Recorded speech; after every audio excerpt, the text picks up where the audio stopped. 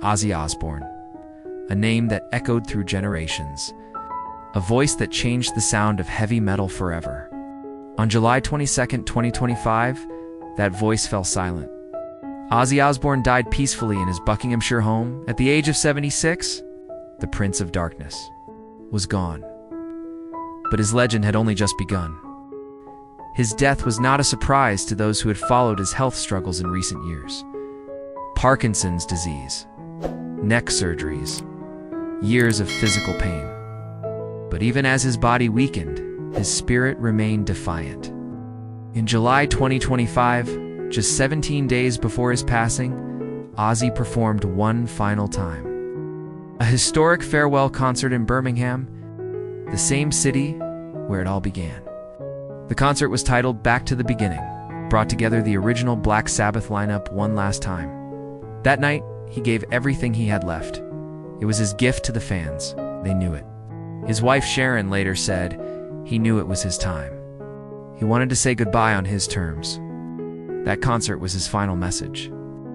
After that final show, Ozzy's health declined rapidly. He remained at home, surrounded by family, revisiting old recordings, smiling at old concert footage. On July 22nd, he passed away in his sleep.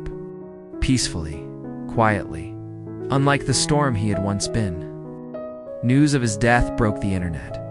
Metallica's James Hetfield called him the soul of metal. Elton John tweeted, "We've lost a true original." Even King Charles released a statement, calling Ozzy a British icon whose influence spanned continents and decades. But who was this man? Who was Ozzy Osbourne? The answer lies not just in his fame, but in his story. A story of rebellion, addiction, redemption, and music that moved mountains. A story that begins not with a microphone, but with a humble boy. In post-war Birmingham, Ozzy Osbourne was born John Michael Osbourne on December 3, 1948. In Aston, Birmingham, England. As a child, Ozzy struggled in school. He had dyslexia. He was bullied. He often got into trouble. But he also loved to perform. He made people laugh. He had a natural charisma and a fascination with music. In his teens, he discovered the Beatles. It changed everything. "I heard She Loves You, and I knew I wanted to be a singer," he once said. That dream became a mission. He dropped out of school, worked odd jobs, even got arrested for petty theft. But those moments of darkness would fuel his art. In 1968, his path took a turn. A fateful meeting with guitarist Tony Iommi, bassist Geezer Butler, and drummer Bill Ward would shape the future of rock forever.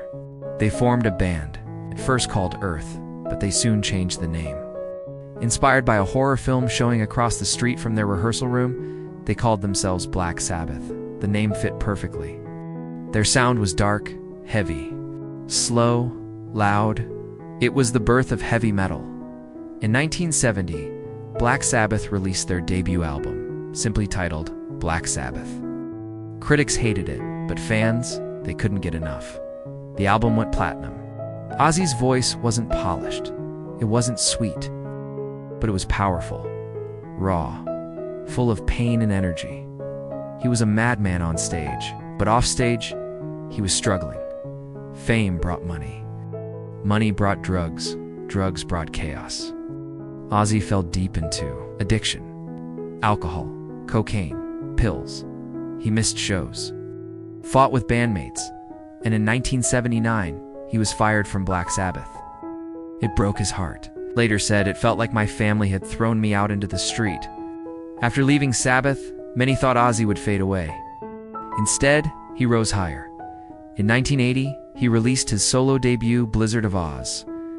It was a massive success. His guitarist Randy Rhoads became a legend in his own right. Their chemistry was electric. But tragedy struck in 1982. Rhoads died in a plane crash while on tour. Ozzy was devastated. He fell deeper into addiction. He became infamous not just for his music, but for his outrageous behavior. Biting the head off a bat on stage. Urinating on the Alamo. The stories were wild. But behind the madness was a man battling his demons. And he wasn't alone. Sharon Arden, daughter of his manager Don Arden, became the love of his life. They married in 1982. She became his manager, his protector, his anchor.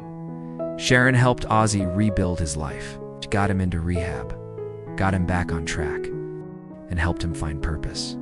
Together, they had 3 children, Amy, Kelly, and Jack. Their home was loud, chaotic, and full of love. In the early 2000s, their family life became a hit reality show, The Osbournes.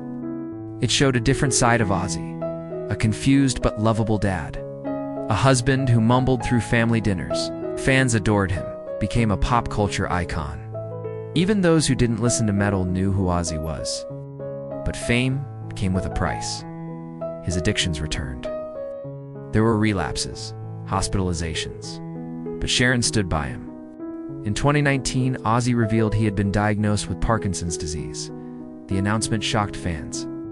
Parkinson's is a progressive neurological disorder. It affects movement, balance, speech. For a man who built his life on performing, it was devastating. But Ozzy didn't hide. He spoke openly about it. "I'm not dying from it. I'm living with it," he said. That attitude defined him. The reality was brutal. He underwent surgery on his neck. He suffered a fall that left him in agonizing pain. Tour dates were postponed, then canceled. He could barely walk without assistance. In interviews, he looked tired, fragile. Through it all, Sharon stood by him. She became his spokesperson, his manager, his caregiver. In 2022, while still battling Parkinson's, Ozzy surprised the world again. He released a new album titled Patient Number 9. The album was followed by another release in 2023, titled Immortal Chains. It was darker, more introspective. Many fans now see it as his final message, a farewell wrapped in heavy guitar riffs and haunting lyrics. Critics called it his best work since the 80s. But Ozzy didn't want to just leave music behind. He wanted to leave the stage on his own terms. And so, plans began for one final show. In early 2025, the announcement came. One last concert, one night only. The original Black Sabbath lineup would reunite for a final farewell show. The event was titled Back to the Beginning. It would be held in Birmingham. On July 5th, 2025, the arena was packed. The energy was electric. Ozzy roared. The crowd erupted. For 2 hours, he gave it everything. Despite needing help to walk, despite pain, despite shaking hands, he never missed a beat. And as the final song ended, Ozzy stood center stage. He looked out at the sea of fans. With tears in his eyes, he said, "Thank you for my life." The crowd wept, cheered, screamed his name. That night became legend. It was recorded, streamed, and broadcast worldwide. Fitting farewell for a man who gave his soul to music. On July 22nd, 2025, in the early morning hours, Ozzy passed away in his sleep. Sharon was by his side. On July 29th, 2025, a public funeral procession was held in Birmingham. The coffin was draped in black velvet, adorned with silver crosses, and then, as the final act of goodbye, a choir sang changes. Tears flowed freely. The casket was lowered into the ground, next to a memorial statue.